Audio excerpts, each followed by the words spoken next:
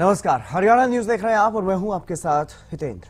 Bulletin का आगाज करेंगे एक बड़ी खबर के साथ। हरियाणा में है राहुल गांधी और हरियाणा में भारत जोड़ो यात्रा चल रही है। राहुल गांधी की आज तीसरा दिन है और पहले चरण का आखिरी दिन भी है। आज हरियाणा में यात्रा के पहले पड़ाव का आखिरी दिन है। फरीदाबाद में आज ये यात्रा रुकेगी। आज सुबह घने कोहरे में ही शुरू हुई थी राहुल गांधी की पैदल यात्रा और यात्रा का रात्रि ठहराव फरीदाबाद में ही रहने वाला है। ये बड़ी खबर आपको बता रहे हैं। फरीदाबाद में राहुल गांधी ने चाय पर भी चर्चा की है। ये बड़ी खबर, हरियाणा में भारत जोड़ो यात्रा जारी है और आज तीसरा दिन है। पहले चरण का पहले पड़ाव का आखिरी दिन है। ये बड़ी खबर आपको बता रहे हैं। हरियाणा कांग्रेस के तमाम नेता इस यात्रा से जुड़ रहे हैं और आम लोग भी जहां से यात्रा निकल रही है वहां से आम लोग भी इस यात्रा के साथ जुड़ते हुए दिखाई दे रहे हैं। यात्रा का रात्रि ठहराव फरीदाबाद में होगा। फरीदाबाद में राहुल गांधी ने चाय पर चर्चा भी की है। ये बड़ी खबर आपको बता रहे हैं। और एक जनसभा का भी आज कार्यक्रम रहने वाला है। पहले दिन भी एक जनसभा हुई नूह में, दूसरे दिन भी जनसभा हुई घासेड़ा में, गांधीग्राम में, और आज भी एक जनसभा का कार्यक्रम रहेगा, पब्लिक मीटिंग का कार्यक्रम रहेगा। और इन दोनों दिनों में, दोनों जनसभाओं में राहुल गांधी केंद्र की मोदी सरकार पर बरसते हुए नजर आए और उस चिट्ठी का भी जवाब उन्होंने दिया जो कोरोना को लेकर के लिखी गई थी केंद्रीय स्वास्थ्य मंत्री की तरफ से। उसका भी जवाब देते हुए उन्होंने कहा कि ये सिर्फ और सिर्फ साजिश है। ये तमाम बड़ी बातें जो है इस यात्रा के दौरान हरियाणा में देखने को मिल रही। और अब आज यात्रा का आखिरी दिन है। पहले चरण की भारत जोड़ो यात्रा जो है उसका आज आखिरी दिन हरियाणा में। यात्रा का रात्रि ठहराव फरीदाबाद में ही होगा। हरियाणा में भारत जोड़ो यात्रा का रूट मैप आपको बता देते हैं। भारत जोड़ो यात्रा का आज जो रूट मैप रहने वाला है और जो अभी तक है, आज सुबह 6 बजे बल्लभगढ़ के हरचंदपुर से यात्रा जो है वो शुरू हुई थी और सुबह 10 बजे यात्रा का जो मॉर्निंग ब्रेक है वो पखल विलेज में हुआ है। और इसके बाद यात्रा शाम को 4 बजे फरीदाबाद के पाली चौक पर पहुंचेगी। यात्रा लगातार चल रही है और शाम को 7 बजे इवनिंग ब्रेक बड़खल मोड़ फरीदाबाद में होगा। और यहीं पर और बाकी के जो कार्यक्रम, भारत जोड़ो यात्रा आज फरीदाबाद में रुक जाएगी। आज रात्रि ठहराव फरीदाबाद में ही होगा और उसके बाद यात्रा कुछ दिनों के लिए स्थगित की जाएगी। भारत जोड़ो यात्रा का आज हरियाणा में अंतिम दिन है, आखिरी दिन है पहले चरण का। फिर दूसरा चरण भी हरियाणा से ही शुरू होगा। फरीदाबाद से जहां ये यात्रा रुकेगी वहीं से शुरू होगा और फरीदाबाद में रुकने के बाद दिल्ली पहुंचने पर भारत जोड़ो यात्रा में 9 दिनों का ब्रेक रहने वाला है।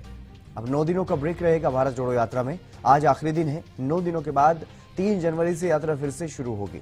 फरीदाबाद से ही फिर भी यात्रा ये शुरू होगी भारत जोड़ो यात्रा का। आज जो रूट आज का है वो हमने आपको बताया और यात्रा जारी है लगातार। तीसरा दिन है आज, आखिरी दिन है पहले चरण का हरियाणा में भारत जोड़ो यात्रा का।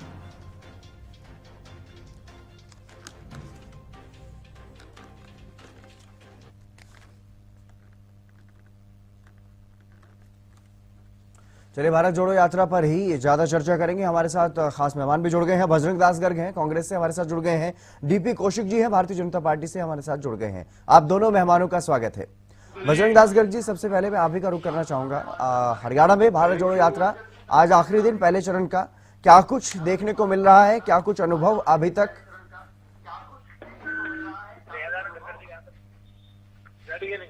हितेंद्र जी, बड़ा अच्छा रिस्पॉन्स भारत जोड़ो यात्रा के लिए मिल रहा है और भारी हजूम इस यात्रा के अंदर जुड़ रहा है।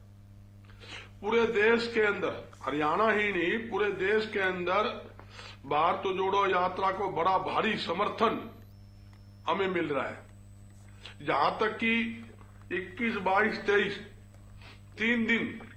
तीन दिन लगातार ये पद यात्रा जारी, आज तीसरा दिन है जी। और प्रथम चरण का और सेकंड चरण में क्या होगा, ये फरीदाबाद से यात्रा दिल्ली जाएगी, दिल्ली से यूपी होते हुए पानीपत के अंदर आएगी और 7 जनवरी को भव्य एक रैली रखी गई है जिसमें लगभग 5-4 लाख व्यक्ति वहां उस रैली में जुटेंगे और ये पानीपत होती हुई, पानीपत से ये करनाल, कुरुक्षेत्र, अंबाला पूरा नेशनल हाईवे, इसके ऊपर कई दिन यात्रा चलेगी।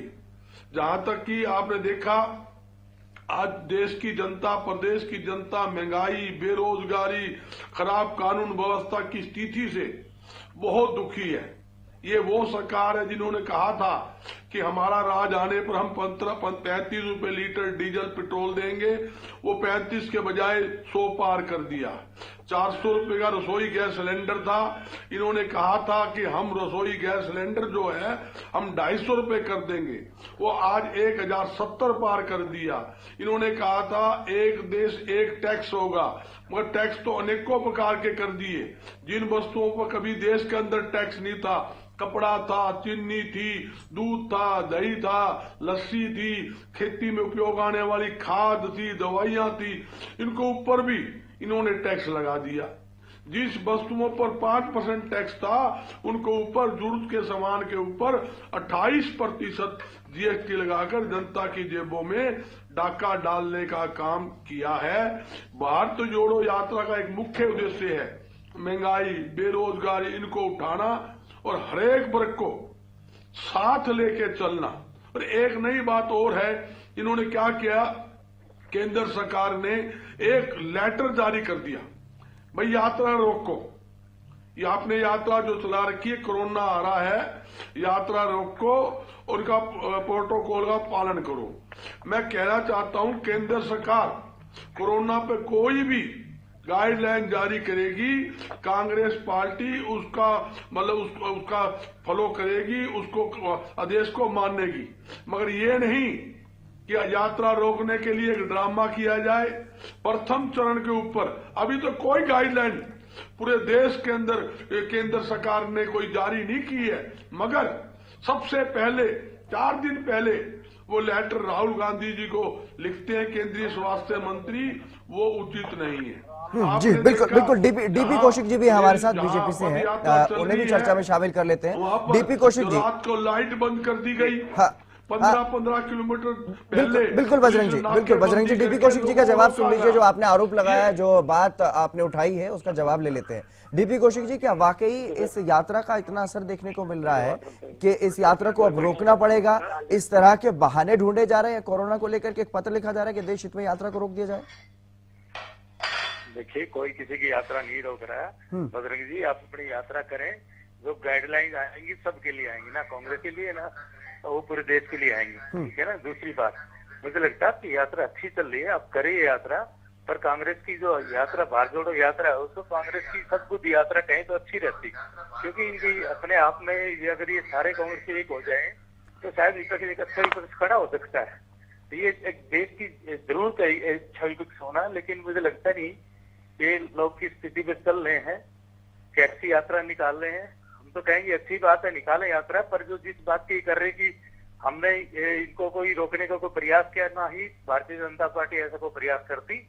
आपकी यात्रा है, आप अपनी यात्रा भी निकालिए, संवैधानिक तरीके से आप निकल रहे हैं, तो उसमें किसी को रोकने टोकने की इच्छा नहीं है। नहीं, डीपी कौशिक जी एक पत्र तो आया है ना केंद्रीय स्वास्थ्य मंत्री की तरफ से, तो उसे इसी से जोड़ करके देखा जा रहा है। आएगा, सभी के लिए आएगा ना, कांग्रेस के लिए थोड़ी कह रहे हैं हम कह रहे हैं कि जब से कोई कानून लागू होगा या कोई इस तरह के लेटर इश्यू होंगे, वो पूरे देश के लिए होंगे ना, वो भारतीय जनता पार्टी के लिए भी होंगे।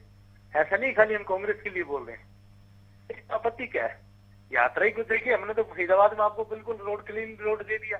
हम तो चाहते हैं आपकी यात्रा अच्छी निकले, आपको अच्छा पूरा एक माहौल मिले, आपको पूरा हरियाणा में घूमिए, आप पूरे देश में घूम ही रहे हैं आप, अच्छी बात है। और आपको पूरी सुविधा भी दी जा रही है, ऐसा नहीं कि बीजेपी कोई इसका बहिष्कार करी, हमने कभी मना नहीं किया।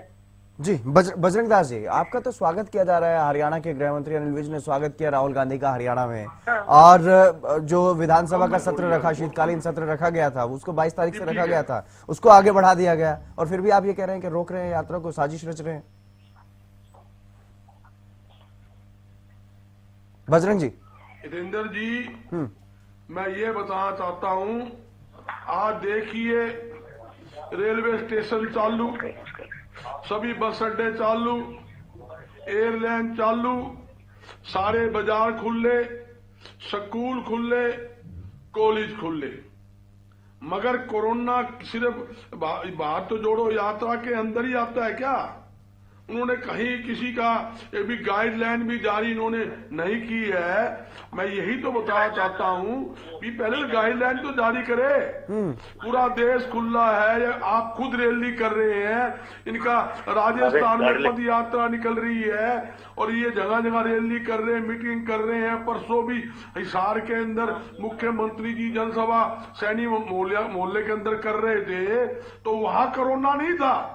हमारे एक पद यात्रा करने में कोरोना, बीजेपी वाले राजस्थान में पद यात्रा निकाल रहे हैं, वहां कोरोना नहीं है। प्रधानमंत्री रैली करे, मतलब केंद्रीय मंत्री जनसभा करे, इनकी स्टेटों में जनसभा हो, वहां कोई कोरोना नहीं है। मगर क्या है, कांग्रेस को रोकने के लिए एक साजिश के तहत जल्दबाजी के अंदर लिया गया फैसला है। हम मानते, मैं आज भी कह रहा हूं, जो भी केंद्र सरकार गाइडलाइन जारी करेगी देश के अंदर, राजनीतिक तौर पे नहीं, हकीकत में, तो हम उसका पालन करेंगे, इसमें कोई दो राय नहीं है। ये क्यों डरते हैं? दुनिया ने पद यात्रा निकाली है, आप देखिए लाल कृष्ण अडवाणी जी यात्रा निकाली, किसी ने रोकी? कांग्रेस की सरकार थी, मदद करी है जगह। नहीं, आपकी भी तो मदद कर रहे हैं ना सर बजरंग दास जी, आपकी भी तो मदद कर रहे हैं ना, प्रशासनिक स्तर पर, स्थानीय स्तर पर आपको भी तमाम मदद मिल रही है, प्रशासन से मदद मिल रही है। वो एक पत्र लिखा गया है, एक अपील की गई है, उसको आप ये क्यों सोच रहे हैं कि वो रोका गया? तो जितेंद्र जी बताना चाहता हूँ, प्रशासनिक तौर के ऊपर हमने 15 दिन पहले आपने देखा होगा, अपने मुख्य जो सचिव है उनको लेटर लिखा, भाई रोड बिल्कुल टूटी पड़ी है, सड़कों पे गंद पड़ा है, पानी के खड्डों में पानी भरा पड़ा है, और हमने सारी व्यवस्था मांगी। एक भी पच नहीं ठीक किया, ना उसका पानी निकाला गया, जैन करके ना वहां गंदगी के ढेर हटाए गए। आपने साफ आपके चैनल में भी देखा, मैं आपको सीढ़ी दिखा देता हूं, किस प्रकार खड्डों के अंदर हमारे साथी, हमारे नेता कार्यकर्ता चल रहे हैं। इनको शर्म आनी चाहिए। पूरी देश की जनता यहाँ आ रही है, देश के नेता हरियाणा में आ रहे हैं, क्या संदेश लेके जाएंगे? हरियाणा के प्रति क्या संदेश लेके जाएंगे? ये हाल है हरियाणा का है। मुख्यमंत्री को सोचना चाहिए, ये दुबेश की भावना से काम नहीं करना चाहिए। अरे तुम्हारे पास पैसा नहीं है, सड़क मत बनाओ, जो पानी है थोड़े बहुत खड्डे जो थे, खड्डे तो रिपेयर कर देते। और इतना ही नहीं, इन्होंने रात को लाइट काट दी। जहां जिस गांव के अंदर राहुल जी का स्वागत हुआ, सारी रात अंधेरे के अंदर रहे। आपके सामने है, 7:30 बजे सुबह लाइट आई है। ऐसी तो उनकी मनसा है, इनकी नीयत देखिए। कोई मेहमान हमारी स्टेट में आ रहा है, मतलब मेहमान का तो स्वागत करना चाहिए। हम किसी स्टेट में जाते हैं, हम महाराष्ट्र में जाते हैं, गुजरात में जाते हैं, हम बंगाल में जाते हैं, लोग हमारा भव्य स्वागत करते हैं। क्यों करते? भी हरियाणा से हमारे आदमी आए हैं, और जो दूर दूर से लोग आ रहे हैं, हम उनको क्या दिखाना चाहते हैं? ये है। और जहाँ food DP Kaushik ji, DP Kaushik ji, तमाम बातें आपने सुनी, कई गंभीर आरोप आप पर लगाए जा रहे हैं। डीपी कौशिक जी, अगर बात करें, आपने विधानसभा का शीतकालीन सत्र आगे बढ़ाया, ठीक है, हरियाणा के गृह मंत्री ने पुलिस प्रशासन को सख्त दिशा निर्देश दिए कि तैयारियां पूरी की जाए, लेकिन जो बातें सामने आ रही हैं, चाहे वो बिल्कुल बजरंग जी, आप ही का सवाल पूछ रहा हूं सर। हाँ, आप ही का सवाल पूछ रहा हूं सर। डीपी कौशिक जी, तमाम बातें हैं, एक तरफ स्वागत भी किया जा रहा है यात्रा का, यात्रा के लिए व्यवस्थाएं भी की जा रही है, दूसरी तरफ केंद्रीय स्वास्थ्य मंत्री की तरफ से एक पत्र लिखा जाता है। वो सिर्फ राहुल गांधी को ही क्यों लिखा जाता है? और जो बिजली कट की इस तरीके की समस्याएं आ रही हैं, सड़कों पर खड्डों की जो समस्याएं हैं, वो तो खैर आपके विधायक भी उठाते रहे हैं, लेकिन वो भी एक बड़ा मुद्दा बन रहा है। देखिए, जहाँ तक सड़कों का सवाल है, उसमें हिंदुस्तान की जनता, हमारे भारतवासी, हमारे हरियाणा वासी भी चल रहे हैं, हमारे मंत्री भी चल रहे हैं। एक शेड्यूल जारी किया गया है, रोड का कंस्ट्रक्शन का काम आ रहा है, अभी जनवरी में सब स्टार्ट हो जाएगा। पूरे हरियाणा की रोड जो है, वो जगह जहाँ भी ऐसे प्रॉब्लम है, वो सब ठीक कर दिया जाएगा रोड की व्यवस्था। दूसरी बात है, जहाँ तक है कि व्यवस्था की, कानून व्यवस्था के लिए पूरे हरियाणा सरकार ने गाइडलाइन जारी की है कि आपकी सुविधा में, आपकी सुरक्षा में कतई कोई वो नहीं की जाएगी। और इनको आपके चैनल के माध्यम से लोग देख भी रहे होंगे, हमने पूरी इनको सुरक्षा व्यवस्था दी हुई है। तीसरी बात, ये कह रहे हैं खाली राहुल गांधी को लेटर लिखे, ऐसा लेटर राहुल गांधी को नहीं, भारतीय जनता पार्टी की यात्रा राजस्थान में निकली जा रही है। राजस्थान के जो अध्यक्ष है, उन्होंने आपकी स्टेटमेंट भी आपने सुनी होगी स्टेटमेंट, उन्होंने ये क्या भी मेल एड्रेस, मैं जो गाइडलाइन जारी होंगी हम उसको पालन करेंगे, चाहे वो कहीं पे भी हो। अगर यात्रा रोकनी होगी रोक दी जाएगी। पूरी कानून व्यवस्था के जिस हिसाब से गवर्नमेंट ऑर्डर करेगी हमारे हाईकमान हमारे भारतीय जनता पार्टी सरकार के सर, उसके हिसाब से ही काम होंगे। तो ये नहीं कि खाली राहुल गांधी को लेटर लिखा है। पूरे देश में अगर इस तरह एडवाइजरी जारी की जाएगी तो देश में, फिर कह रहा हूँ, देश के लिए की जाएगी। नहीं, वो ठीक है सर, जब गाइडलाइन जारी होगी तब उसे कौन पालन कर रहा है, उसका कौन नहीं कर रहा है, वो एक अलग विषय है। लेकिन उससे पहले डीपी कौशिक जी, ये बात भी तो सच है कि प्रधानमंत्री नरेंद्र मोदी का भी कार्यक्रम होता है देश में, और हरियाणा की बात करें तो हरियाणा में मुख्यमंत्री के भी कार्यक्रम होते हैं। लेकिन उसके बावजूद अगर इस तरह से एक पत्र कोई सामने आता है तो सवाल तो उठेंगे ना जाहिर तौर पर। No no no no no no no letter जब इश्यू है उसके बाद माननीय प्रधानमंत्री को रैली नहीं हुई, ना कोई मुख्यमंत्री की रैली। वही बात है ना सर कि 2 दिन पहले कार्यक्रम हो रहे हैं, 20 तारीख को लेटर लिखा जा रहा है, 2 दिन बाद अचानक से क्या हो जाता है। या तो पूरे देश में कोई गाइडलाइन जारी की जाए, उसके बाद कोई उल्लंघन हो रहा हो, उसके बाद अगर कोई उल्लंघन हो रहा है तो ऐसी बातें कही जा सकती हैं। हाँ, तो जो लेटर आया उसके बाद हमने क्या किया बताइए मुझे। कौन सी रैली माननीय प्रधानमंत्री निकाली, कौन नहीं मानी हमारे मुख्यमंत्री निकाली, बताइए। अरे ऐसा नहीं है सर, सब सबके लिए होगा। ऐसा सरकार नहीं करती कि खाली राहुल गांधी यात्रा में क्या फर्क पड़ेगा बताओ। वो निकाले ना, हम क्यों उनको रोकेंगे भाई उस यात्रा के लिए। हम तो समर्थन भी कर रहे हैं, हम तो उनको शिक्षा भी दे रहे हैं। बिल्कुल बजरंग दास जी यहाँ पर एक बड़ा सवाल ये है, ये कह रहे हैं कि हमें राहुल गांधी की यात्रा से कोई फर्क नहीं पड़ने वाला। और ये सवाल इसलिए भी वाजिब सा हो जाता है क्योंकि राहुल गांधी एक कोने से निकल रहे हैं। क्या पूरे हरियाणा को कनेक्ट कर पा रहे हैं? अगर मैं सिर्फ हरियाणा की बात करूं तो बजरंग जी देखिए, जब इनको फर्क नहीं पड़ रहा तो उन्हें क्या दिक्कत है? आप ये बताइए, कोई भी जिला प्रशासन का अधिकारी जब यात्रा हरियाणा के बॉर्डर पर आई, किसी ने स्वागत किया, किसी ने रिसीव की? नहीं की। अधिकारी क्यों रिसीव करेंगे सर? अधिकारी क्यों स्वागत करेंगे? ये कहते हैं भी हमें फर्क नहीं पड़ता। फर्क नहीं पड़ता, ये लोग क्यों? देश का प्रधानमंत्री नरेंद्र मोदी जी, अमित शाह जी, कोई ऐसा नेता नहीं है जिसने भारत जोड़ो यात्रा के ऊपर अपना बयान ना दिया हो। ये लोग गलत बयानबाजी करते हैं और एक मुद्दा क्या बनाते हैं, भाई को भाई से भिड़ाते हैं। ये कहते हैं हिंदू मुसलमान, मंदिर मस्जिद, हिंदुस्तान पाकिस्तान। मैं पूछना चाहता हूं, किस पाकिस्तान से डर दिखाते हो? उस पाकिस्तान से जो कांग्रेस के राज में इंदिरा गांधी जी ने, देश की बहादुर सेना ने पाकिस्तान के अंदर घुसकर 1971 के अंदर 2 टुकड़े किए और पाकिस्तान से अलग बांग्लादेश बनाया। और आज भी मैं दावे के साथ कहता हूं, या तो देश के प्रधानमंत्री लोकसभा में, राज्यसभा में चीन ने जो कब्जा किया हुआ है भारत की धरती के ऊपर, जो पुल बनाया है, जो निर्माण कार्य है, उसे तो रुकवा नहीं सकते। बात करते हैं पाकिस्तान की, आज भी दावे के साथ कहता हूं, देश की सेना का हाथ खोल दो, 6 घंटे के अंदर हमारी देश की बहादुर सेना पाकिस्तान पे फतेह करने की हिम्मत रखती है। सारी दुनिया को पता है हमारे देश के जवान बिल्कुल वो अपने देश की सुरक्षा करने में पूरी तरह से सक्षम है, इनकी तरह कमजोर नहीं है। वहां तो पाकिस्तान के अंदर बिना बुलाए मोदी जी अपने वहां के प्रधानमंत्री के वहां जन्मदिन के ऊपर बिना बुलाए जाकर वहां पर पहुंच जाते हैं बिरयानी खाने के लिए और ये आरोप तो सर राहुल गांधी पर भी लगते रहे हैं। ये आरोप तो आपकी पार्टी पर भी लगते रहे हैं कि आपकी पार्टी का जो इंडिया में बढ़ा नहीं, आपकी पार्टी पर भी सर इस तरह के आरोप लगते रहे। ये आरोप प्रत्यारोप का वक्त नहीं है फिलहाल। चलिए, कब्जे पे कब्जा कर रहा है, उसको तो छुड़ा नहीं रहे। नहीं, मेरा सवाल ये नहीं था सर, मेरा सवाल ये था कि क्या हरियाणा को कनेक्ट कर पा रहे हैं आप या नहीं कर पा रहे हैं? इंडिया के अंदर बढ़ा रहे हो।